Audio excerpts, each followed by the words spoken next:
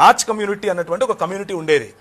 మన బడుగు బలహీన వర్గాలకు దళిత సహోదరులను వాళ్ళు అర్ధనగ్నంగా లేకపోతే పూర్తి నగ్నంగా దేవాలయాల ఎదుట డాన్సులు చేయించేవాళ్ళు. ఇంతవరకు మన రెడ్డి గారు చెప్పారు ఒక మాట, అంటే భజన చేసేటటువంటి కళాకారులు ఉన్నారు అని.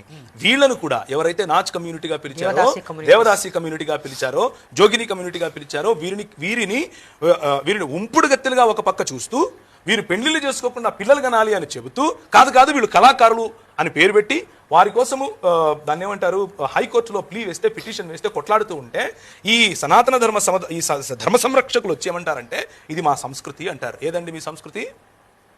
మా ఆడవాళ్ళను అర్ధనగ్నంగా చేసి నాట్యం చేయించడం మీ సంస్కృతా? అది కాపాడటం కోసం మీరు నిలబడతారా?